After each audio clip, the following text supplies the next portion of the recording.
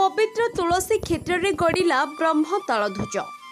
श्री गुंडीचा और रथयात्रा अवसर में प्रभु श्री बलदेव जीउंकर स्वतंत्र नीतिकांति हेबा सह रथयात्रा आरंभ होईछि।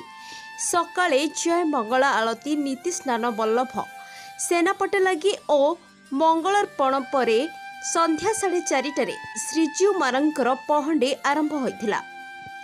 परंपरा अनुसार ब्रह्म तालध्वज आज गोटे दौड़ी टणा जाई देवतर कार्यालय सम्मुखें अटकी रहिबा कथा, किंतु आज रथटणा स्थगित रहिला।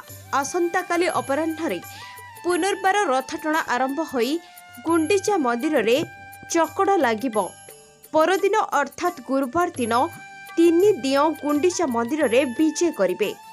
रथरे दियो दर्शन करने सह रथ टाणिबा पई श्रद्धालु मानक मध्यरे बेस उत्साह परिलक्षित होइथिला।